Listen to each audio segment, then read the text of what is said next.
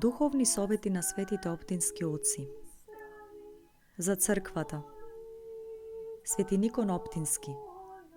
Влегувај во црква како во дом Господов и стој во црква како во дом Господов, свесен за Господовото присуство, ограничувајќи се од секаква прекумерна слобода и недостиг на воздржување. Свети Варсануф и Оптински. Посетуваја Господовата црква што почесто.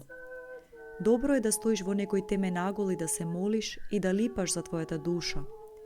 И Бог ќе те утеши, Он сигурно ќе те утеши, а ти ќе речеш: Господи, мислев дека не постои излез од мојата тешка ситуација, но Ти, Господи, ми помогна. Свети Макари Оптински.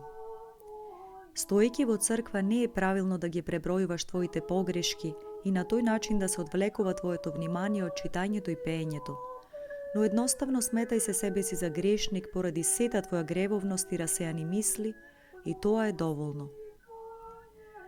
Свети Анатолиј Оптински. Во црква, кога ѓаволот ќе го сопре твојот слух и ќе ти ги затвори очите, обиди се да ја кажуваш Исусовата молитва. Обрати внимание на силата на катизмите и тогаш тие ќе ти донесат сладост. Во нив има обилна убавина и сладост што ќе ги изгони сонот и малодушноста. Свети Анатолиј Оптински. Немој да предизвикуваш безредие во црквата, односно да зборуваш и да гледаш наоколу, зашто Господ ќе му дозволи на ѓаволот да го оскверне твојот храм. Свети Амвросиј Оптински. Во црква не смееш да зборуваш, ова е лоша навика и заради ова се праќаат несреќи.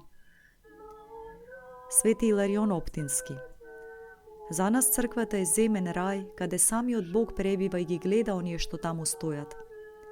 Затоа во црква мора да стоиме дисциплинирано, со огромна стравопочит. Да ја сакаме црквата и да бидеме ревносни за неа. Таа е наша поддршка и утеха и во жалости и во радости. Свети Амвросиј Оптински.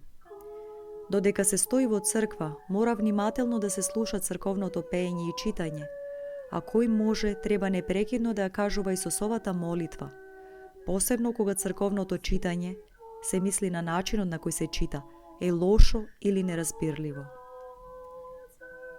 Свети Амвросиј Оптински. Да се зборува за време на црковните богослужби или да се гледа наоколу, не само што е несоодветно, но и го разлутува Бога, поради нашето невнимание и недостиг на страв Божи. Ако не можеме духовно, тогаш барем физички и надворешно да се однесуваме како што прилега. Физичката и надворешна пристојност може да не доведе до соодветната внатрешна настроеност на нашите мисли.